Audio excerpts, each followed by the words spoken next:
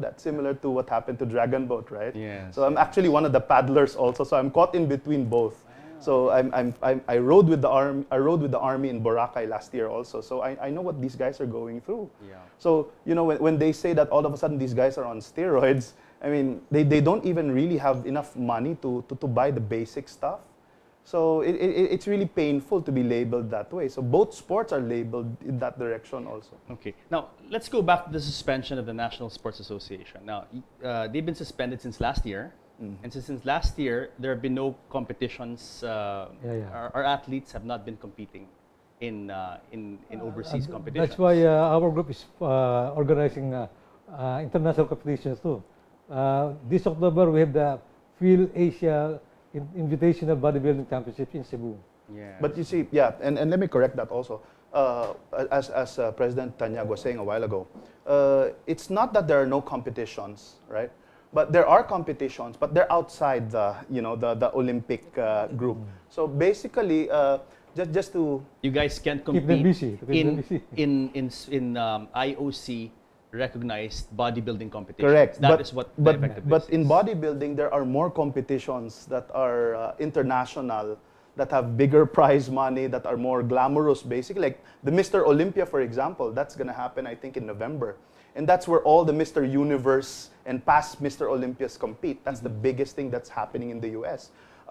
Some of our bodybuilders, for example, in 2011, two of our bodybuilders won in the Hong Kong Invitational, right? I think Don Cortuna took the gold there. Nelson Totanes, who's based in Kuwait, also took the gold. So we do win. We have, even in the women's, right? 2010, Louisa McClinton was here also. She won the World Finals in Fitness and Modeling Expo, all in the US. Jeric Ternidas, a champion in the US also. So we have so many golds everywhere. For bodybuilding, as you said, like other sports, where obviously Filipinos, being of Asian build, are somewhat disadvantaged. Maybe height-wise, like basketball, for instance, where it really is difficult to compete if you're not a tall person. But in bodybuilding, we can, as you said, you mentioned all these cases, 65, 75 kilograms, we're cleaning house. We can win. And the sad part is not everybody knows that we have several Mr. Universe title holders, current title holders in the Philippines.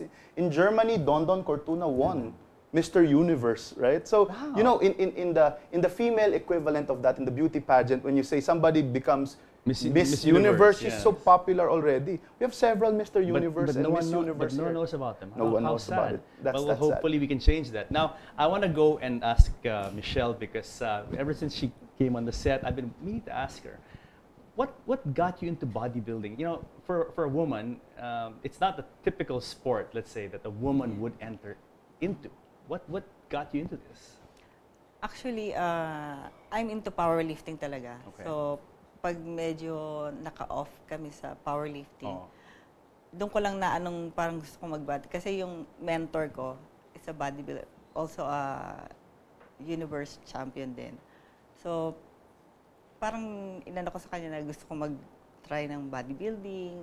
Although kasi before, nag-join ako, hindi ganun kaseryoso. So, nung last 2000 lang ako nag-serious. Sabi ko, so parang, and then after that, yun, parang naano ko na gusto ko, ito yung hinahanap ko, parang ganon. No. Parang promote, kumbaga parang, na rin sa mga babae na, kumbaga ma-promote na rin, na kasi puro lalaki na lang, di ba? Kasi pag dito, pag naano nila na, uy, bodybuilder ka, parang abnormal sila. Like kasi sa Europe talagang parang parang okay na sa kanila yung bodybuilder na babae. Dito parang daming hindi pa nakakaalam. Saan ka nanalo na? Because you are a international champion. Saan ka nag-compete at anong mga prizes yung napanalunan mo? I got third in mixed pair sa 2009 sa Germany, and also last year, 2010. Same din sa Universe. Wow. Now, ano naman satisfaction bilang isang babae? Ano yung satisfaction ang kuha mo from being a bodybuilder? How has it helped your life, for instance, like that? Sa healthy, feeling. Yung healthy yung mga kinakain mo, kumbaga parang nadidisiplina ka sa mga ini-intake mo. Yun. Actually, just to give you an idea, I was reading one of her posts. Over the weekend, she runs 21K for 2 hours, then goes back to sleep. Wow. And for others, it's such an achievement already, right? So she just does it for 2 hours, goes back to sleep as if nothing happened. And this is aside from all the pumping Correct. iron and all the time in the gym. But I think what that represents now is it takes away that boundary or that limit on what you can do, right? So I think everything is impossible until somebody attempts it. Yeah. So bodybuilders actually, not just as a sport, but actually they convey the possibility of transformation. And they don't get this way by drinking alcohol or smoking. No, it's really promoting a healthy lifestyle. Yes. And the difference with this sport, it's actually a 365-day sport because the judging happens on stage, but all the preparation happens inside your kitchen when you're dieting, when you're working out. So all those hours, right? It's really a discipline, huh? Yes, Like yes. in Michelle's case, how many hours a day do you work out? Let's say when you're in competition, you're preparing for a competition, ilang oras yung dinudulot mo sa gym? Mga 2 to 3 hours. Every day. Yeah, every day. And this is plus the road work pa yung ginagawa mo, the running and Yeah. all that. And plus you said you're a businesswoman, you Yeah. have a family, you have kids and all that. That's when she trains once. But sometimes she trains twice in a day, right? Yeah. So Is your husband a malap- bodybuilder also? No. Businessman. Are you stronger than him? she's stronger than most men. Yes, he's stronger than most men. Probably stronger than me.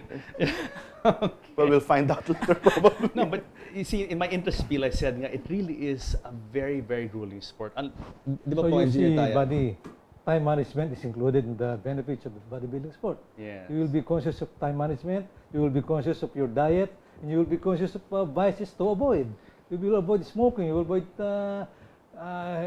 getting less sleep. So Yes. you will be, But isn't that the it will same be part case? of your mindset. Opo, but isn't that the same case for other sports as well? Whether it's tennis or boxing, hindi ba really lay off alcohol, get enough sleep, nutrition, rest, and all that? Hindi ba pareho yon for all sports? You can see tennis players with big tummies. No, and another thing there is, when it comes to bodybuilding, you just rely on your body, nothing else. So unlike tennis or other sports where if you have money for better equipment, it's easier for you. In this case, it's just yourself right there on Discipline. stage. And that really is athleticism in its purest form. Really. Correct. It's about you and yourself and not about anyone else. And Yes, you don't have running shoes, you don't have a paddle, you don't have any protective gear, and in fact, quite literally, you're as exposed as you can because basically they're just wearing either swimsuits or trunks, posing trunks. So everything is seen, but not everybody starts that way. A lot of them start, either they're overweight or they're underweight. Everybody has a story, but once you step on the stage, everything that happened in the past just disappears. Yeah. So you get this sense of victory of just stepping on the stage with the best in the world. Yes. Let's talk about atrophy because, I know for a fact that if you work out, you have this muscle memory and your muscle Right. gets bigger. Then when you stop, your muscles atrophy. Correct. Now, in your case, Michelle, let's say you work out every day. Can you afford to lay off? Let's say, okay, this month hindi muna ako mag-ensayo. Is that possible for an athlete like yourself? Like ako kasi pag nag-stop ako sa bodybuilding, magte-train naman ako for power eh. So, kumbaga naka-schedule kasi yung ko. Like, if I do the bodybuilding, wala kaming competition ng powerlifting. Pag may So cross-training yung ginagawa mo. Yeah. Let's say you weren't into powerlifting. Halimbawa, bodybuilding lang talagang ginagawa mo. Can you afford to, halimbawa, 1 month, wala kang gagawin, or 2 months, or parang mag-easy-easy ka lang, ganyan, or kailangan talagang intensity level will really be there all the way? Yeah, meron din mga off-season.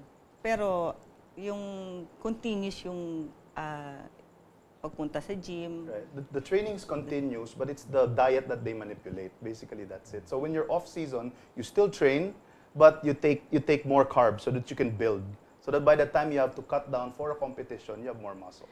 That's a good point, and we have to pause for a break. But when we come back, I want to take off from All right. there, nutrition and other related issues. Sure. Okay, so guys, don't go away.